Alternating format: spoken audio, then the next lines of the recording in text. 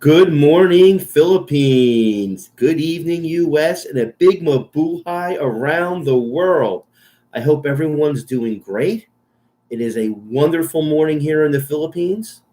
Kind of sunny. It was kind of sunny a few minutes ago. Now it's a little overcast here in the great city of BGC, Bonifacio Global City, right outside Makati. So I hope you're with me, and we're going to give some news on the coronavirus. Some anecdotal information as well as some widespread information through the major news carriers. So anecdotally, excuse me, our family is just, being cautious. We're kind of staying away from crowded places and staying indoors, which it gives a lot more quality time. And I'm sure by the time this is all over, there are going to be a lot of families, a lot of family arguments, a lot of family karaoke nights, and a lot of family parties and gatherings, immediate family gatherings as we ride out this coronavirus, which is probably, it's an epidemic by now, may go into a pandemic. But I'm sure a lot of families are going to get tired of seeing each other around the world as we kind of play things really cautious as things are going on. And of course, being together as a family is a good thing. And it also, I'm sure people will be wanting to really explore the world again when this danger passes. But, for a parent of a not a young child, but I guess, pretty young, going on 9 and about 5 months, we're very concerned, especially, any kind of virus or anything that's happening like that. So we're just being cautious with Matthew and cautious with ourselves, and just trying to, avoid as much crowded places and contact with people we don't know as much as possible. That's all. Anecdotally, which means just by word of mouth by us, my wife went out to SM the other day and it was crowded. It was packed. Now, of course, it was Friday, payday, and people have to do their shopping and things like that. But it seemed to be a little more crowded than usual as far as my wife was concerned, and missing a lot of stuff. So people may be stocking up on things, not wanting to go out, shopping on a daily basis, and they're using their paycheck for that. They may be one possibility of what's going on. But my wife said there weren't too many people wearing masks yet. She was, because I told her, we had a mask and I asked her to use it. But she said there weren't too many people wearing masks out there as of now. Now, according to, Department of Health in the Philippines, they've given an advisory that people, that deal with the public, mainly taxi cab drivers and bus drivers, they're supposed to be wearing masks. But other than that, she didn't see a lot of masks being worn. And we've been seeing a lot of news reports about masks being sold out. And you would think there'd be masks all over the place. Maybe people are just saving them. I have no idea.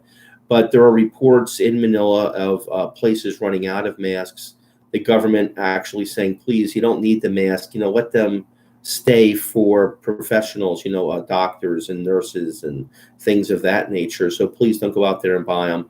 And also warnings not to make money off of raising the price on the masks. But my wife didn't see too many people wearing masks when she went out the other day. So, that's just in our Acacia compound. But, it didn't seem like that big of a deal for people so far. But in other places, I think in Cebu City and some other places, people are not able to buy the masks.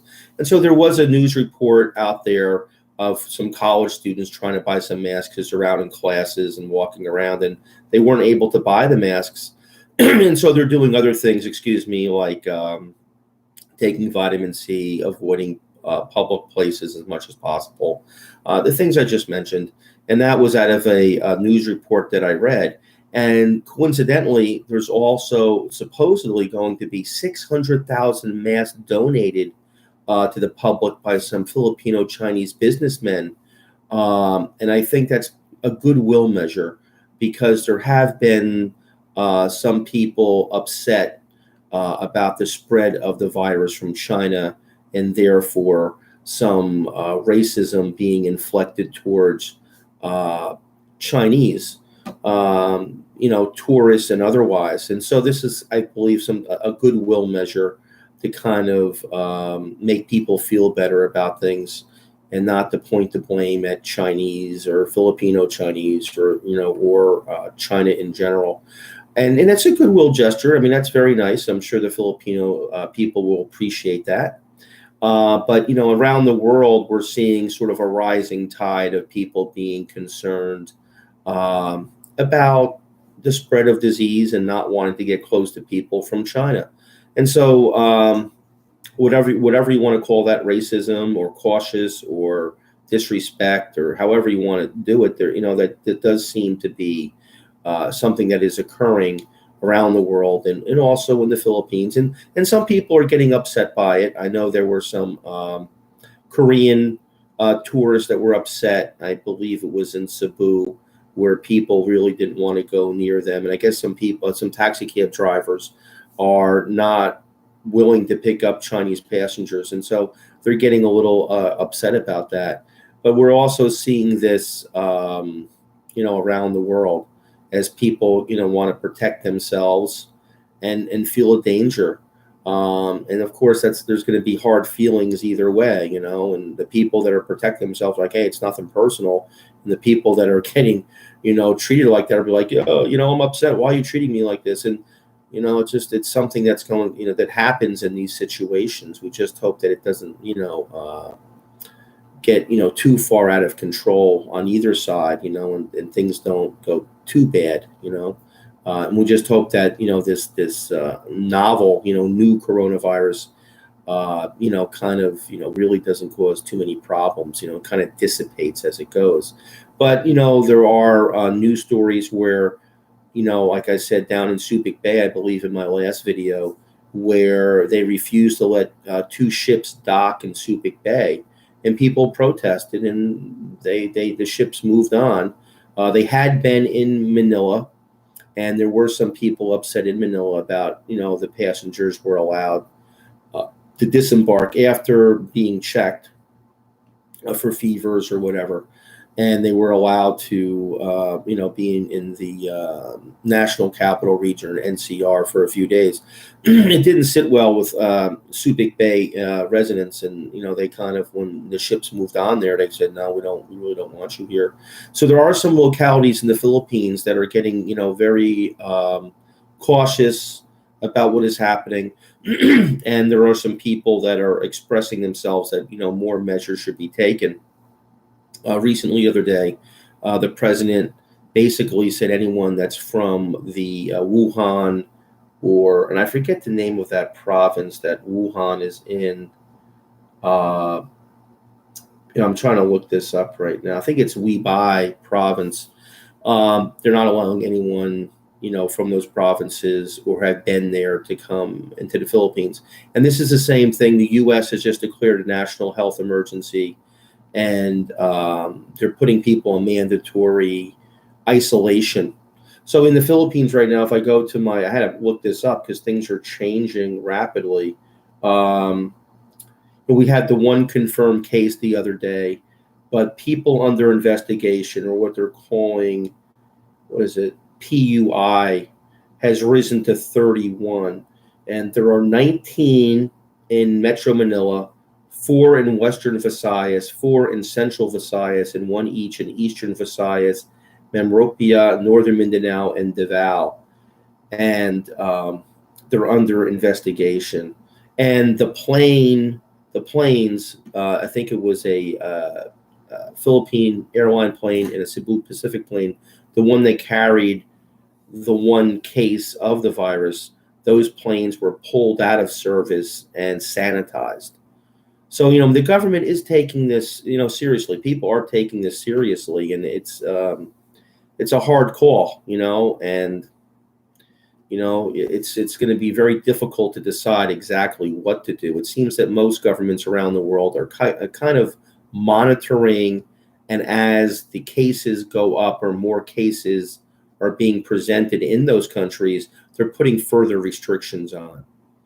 And so we saw the U.S. actually which was actually lagging behind the Philippines, move up another step, and basically making people go into quarantine.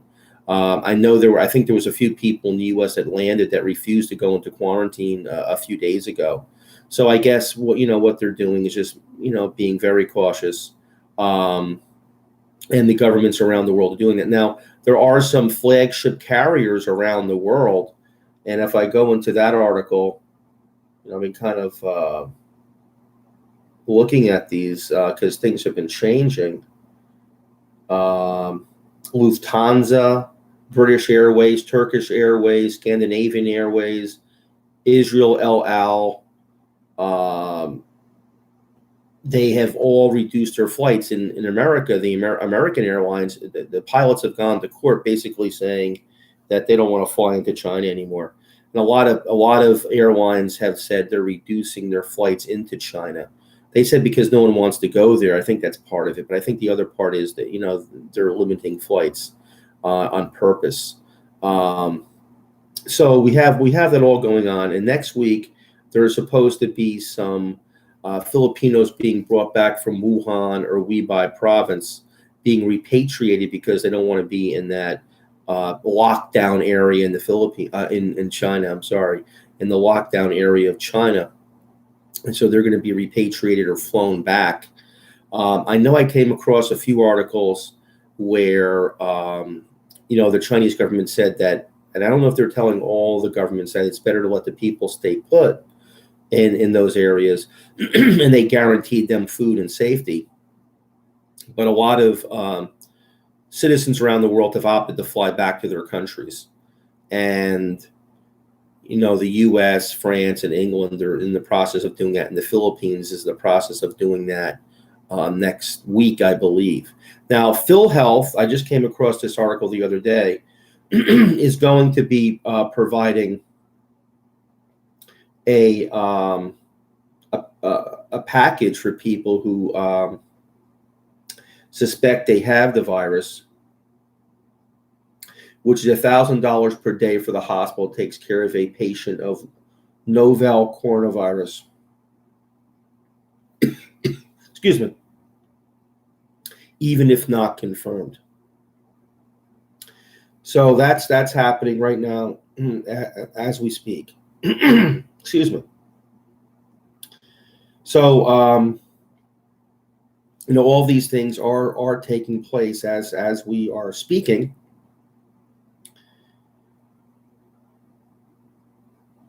I'm just looking at more articles here as we're going through this.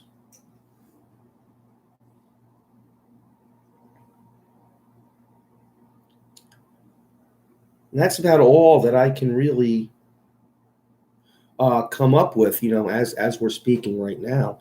So, this is a very fluid or rapidly developing story, but excuse me. My allergies are really, really kicking in, especially, the one thing that hasn't been talked about lately is really the volcano. And it's still producing, I know, sulfur dioxide because I can feel it in the air because my allergies are bothering me, especially in the mornings after I wake up. So I know the sulfur dioxide is still out there, and I know that it's a story that's kind of been pushed to the back burner in recent days, as a lot of those evacuees have gone home. But I really feel for them because when I lived in Hawaii, the sulfur, we called it VOG, which is like smog kind of thing, but with sulfur volcano gas. It really has an effect on you, and we're not that far away from the volcano. So I really feel for those evacuees. Some, most of them have gone home, but I know they're feeling the effects of that of that smog or VOG or whatever you want to call it, the sulfur dioxide. Now, of course, the Philippines has this to deal with as well as the rest of the world. So it's kind of a double dipper there of bad situations going out. But I can feel that, and the allergies have been kind of bad. The last couple of weeks here with the volcano. So that just kind of adds, I think, to the stress of the whole situation that's going on with the virus. But in any event, what's happening here in the Philippines is what's happening around the world. And I think the rest of the world is sort of, kind of watching and waiting, but also just, trying to prepare. Now, I think in Asia, people are a little more cautious and a little more apprehensive because of the virus that took, the SARS virus that took place in 2003, that, that spread. It caused a lot of fear and, went all the way through Hong Kong, had spread to different parts of the world, and may have caused a lot more damage if it wasn't for an Italian doctor who called up the World Health Organization and said, man, you got something bad here. And that was in Vietnam in 2003. Unfortunately, the doctor died, but the word got out and they clamped down everything with SARS. So, that was a really, really good thing. But a lot of, they put the death rate of SARS at a certain level. I think it might have been 800. I'm not really sure. But it really scared the entire region for many, many years. There was even an article that I saw the other day that you shouldn't, judge Asian travelers by wearing masks because it's from the SARS epidemic. And I saw that like a few days ago, in the papers. But excuse me, I'm telling you that this allergies with the volcano is really nasty. But anyway, other than that, just people are taking a watch and wait and see approach. But I'm kind of seeing, different things happening where, I saw like a lot of people buying things and at S&M the other day, buying a lot of food and everything. But we can't really tell because, excuse me, on a payday, that's what usually takes place. But there were some items that were, that we had wanted that weren't there at SM. It didn't really make too much sense. And one specifically was I wanted to get my son some vitamin C liquid, and I forget the name of the Filipino name here, but it was out of stock.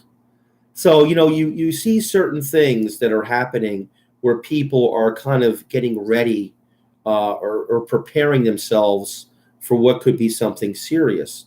And that's what we all do. And on the other hand, though, we see that people are getting ready. Maybe some are more concerned than others, or some are getting ready and some aren't. Because my wife said she didn't see too many masks. She didn't see people, walking around with masks on the other day. So, and of course with Asia, because of the proximity of China, the closeness of China, you would actually, think that people here would be more concerned. Now, I mean, we don't hear too many reports coming out of Korea, Vietnam, in those areas, and because they're really, really close to China. But we know that Mongolia and Russia closed their eastern borders with China, so they're taking it pretty seriously there. Now they have, Russia hasn't closed its western boundary to China, but its eastern one. So, I guess those countries that had dealt with SARS before that are closer to China, may be taking a different sort of response than I would say America or Europe. But it seems like America is following, is closely with what's going on in the Philippines, with basically monitoring people. What's really amazing to me, because I don't think you could have done this in earlier days, is how closely they can monitor a lot of people based just on their passports and find out really where they are very quickly. It's really amazing. I was born in '68, and you couldn't have really done this before.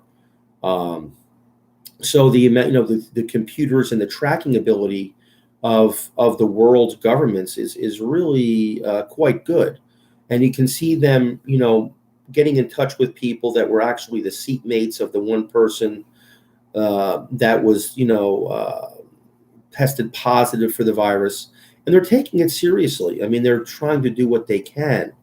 And at the same time, even though it's not really being talked about that much, it's really, they're really afraid of locking down China because of the economic situation that China has.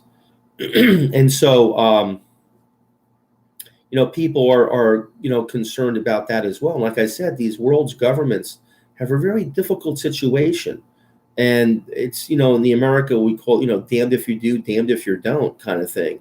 If they overreact and they shut down everything and the world's economy is going to depression, they'll be blamed for that. If they don't do enough and there happens to be a really bad outbreak, they'll get blamed for that. So, it's a very difficult situation with no one really knowing how deadly the virus really is. The report so far basically stating that it's not as deadly as SARS was, although it's more infectious, meaning we're getting a lot more people infected with it. But the death rate doesn't seem to be that high if the statistics coming out of China are correct. But in my opinion, I think there's probably a lot more cases, and that's what the experts are saying. That especially since a lot of people, they're mild cases or they haven't gone to the hospitals. But, it's really hard to know what's exactly happening if the government of China is not being forthright and honest. It's very hard.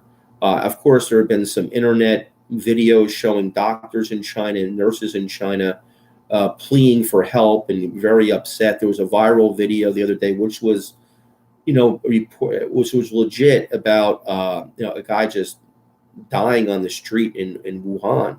But of course, you don't know what he died of.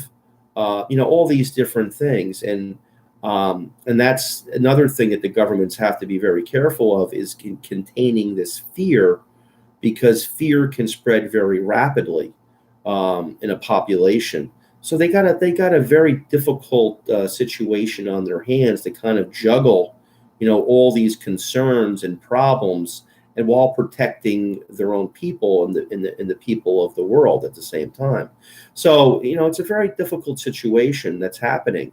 But what we are seeing, I think, so far is probably what the experts had predicted, which we are seeing more and more cases that the isolation or lockdown of the provinces in China just was not in time. And also that there's a lot more Chinese tourists and Chinese in the world in general nowadays than 2003, and the virus had spread very rapidly. And so I think there probably are more mild cases out there, but no one can really know for sure. We just hope it doesn't really affect anyone too far. As far as I said, like in the Philippines, it seems like business as usual. I think there was a report, and that I read the other day that public school children may be given masks, and I didn't hear a follow-up report on that.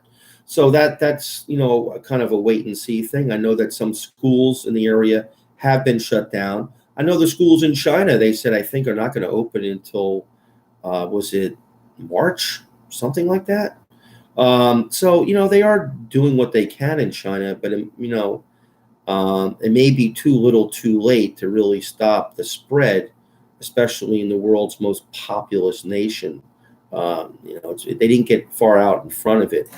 But in any event, in the Philippines, I didn't hear that report about school children getting masks, but I know some private schools are requiring students to go out there and to buy masks.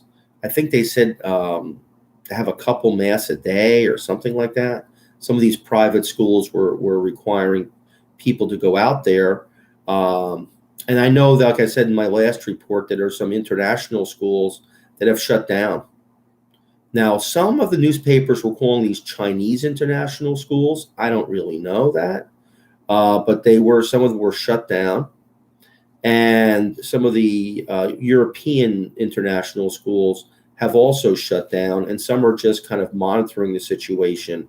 Some shut down for a few days and told people to get hand sanitizer and masks. And others, I think the French International School has shut down, saying we can just handle everything via email and online or whatever until we can figure this out. So everyone's kind of taking a different approach to the situation. It seems like I said, if we go back to the article, there is 31 people under investigation, for the coronavirus in the Philippines.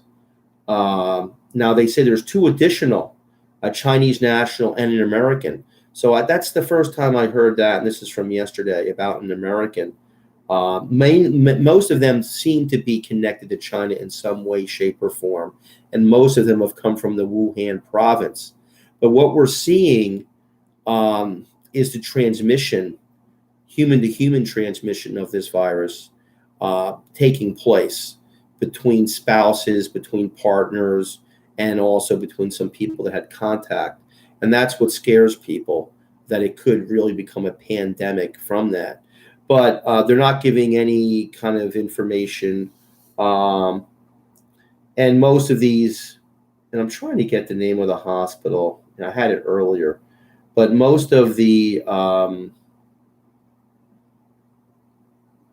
cases in the Philippines are being referred to one specific hospital. The ones in Manila anyway are being referred to one specific hospital, which is really the government's isolation hospital in the national capital region in Manila, where they can put them in sort of a isolation room that's sealed, and that's why they were taken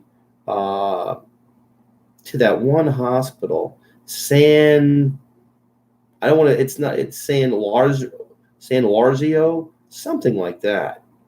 I know it's not Lorenzo because it was different. So, the government is taking this seriously. They are going to specific hospitals where they know they can contain it specifically. And I know that, like in Cebu, they're implementing a 14-day quarantine for all inbound travelers from China. And I think there was another province that actually barred people from coming in. Now, the other thing that I saw, and I forget where that was, there was one beach that was a very popular tourist destination, and it was completely empty. And so, like I said before, the economic situation here is really taking its toll.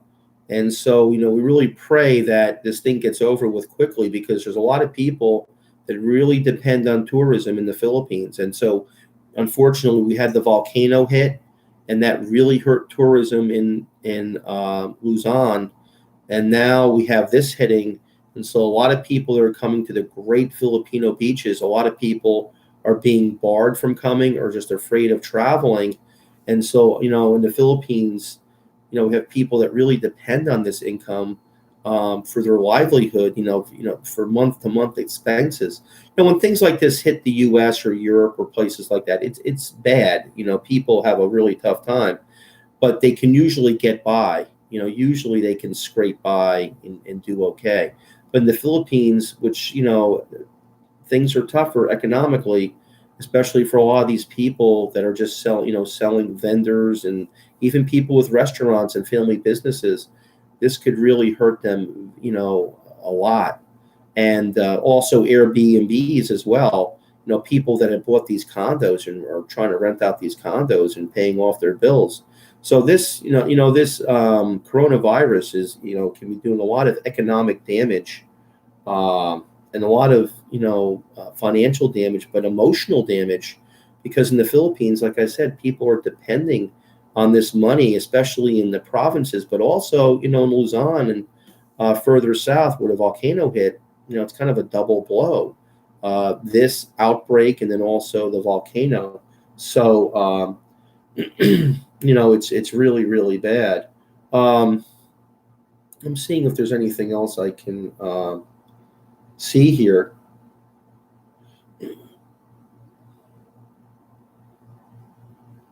Yeah, and so that's basically all I have to really report here on a great Saturday.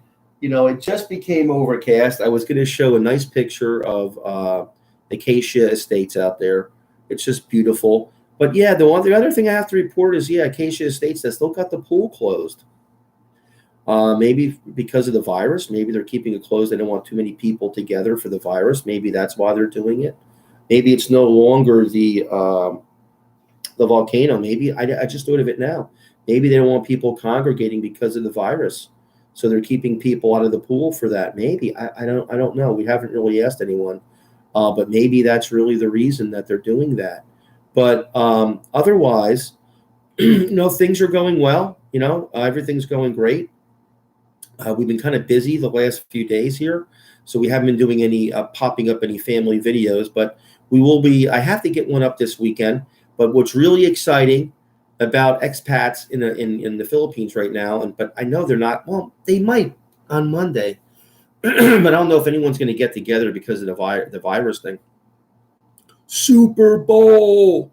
So because of the time difference, but they play this game later in America on Sunday, so I'm just getting excited for the game. And maybe some expats around here are going to get together for the game. But because of the virus, I'll probably just stay home, take it easy. But I am excited for the game. But I have to get a video up for you guys, and we'll scrape something together. Priscilla has to go next week and pick up the passports. We've been delaying that, so she has to do that. But so she'll get a video going next week when she goes out to Mega Mall to pick up the passports. But other than that, nothing really too exciting. Like I said, many people are calm, but it does seem that many masks are disappearing. Anecdotally, I can't confirm that because we haven't seen many masks being worn. But according to newspaper reports, people, if you listen to them, are kind of going to stay away from places and kind of stay at home. And the Filipino families are very close, and now they're going to get even closer, and that's a great thing and a bad thing. I think by the time this is all ended, I think people are going to be tired of being with one another for days and days and days, and eventually, like all things, this too will pass. Hopefully, it passes quicker than we realize, and we don't have to wait until the way into the spring or into the summer for this to really dissipate. But I have a tendency to think that it's going to take at least until June for this kind of thing to kind of sort itself out. I don't think we've really reached the apex of the cases yet. I think that some of the quarantining has stopped it, but I think we're still going to get some cases. Hopefully, like I said, this is not really a very virulent or very dangerous virus. And especially we have to pray for the children and for the elderly and for everyone in general that this virus does not affect them or hurt them. And like I said last time, we really pray that God really directs the leaders of the world to take the appropriate steps and the right steps and guide them through these difficult times to make the right steps for their people, to save the people and to save unwanted deaths. So we reach out with those prayers for the leaders of the world, and we hope that they are guided in the right direction for that. And that's about it. I'm going to go off on my Saturday here and catch up on my Saturday stuff. And one of them, of course, is doing a video. Other than that, we're just going to take it easy. We have some other kinds of, housekeeping things to do around here. Other than that, though, like I said, sorry you've been a little preoccupied, but we should be getting on track a little bit next week, getting some videos in next week. And we hope that, as always, that you hit that like and you hit that subscribe button. I know I haven't said that enough during the 30 minutes. I kind of put a little sign up above me here. But we really hope that you enjoy our channel. We hope that you value our channel and that we're giving good information to you. So please, you can drop us a line, make a comment, tell us what you'd like to see. If you found this useful, please like and subscribe. We're a young channel, so we're looking for you. We're looking for these subscribers. We cherish you. We value you. So please, value us and hit that subscribe button, hit that like button, and take it easy out there. Be calm. I'm sure that we'll all get through this fine. And for those Filipinos around the world, everyone here is doing fine. We're all doing well. There's nothing really to be very concerned about. So take it easy out there and be well, and everyone enjoy their Saturday in the Philippines and the rest of the world their Friday night. So go out there, have a good time, and we'll see you soon. Bye-bye.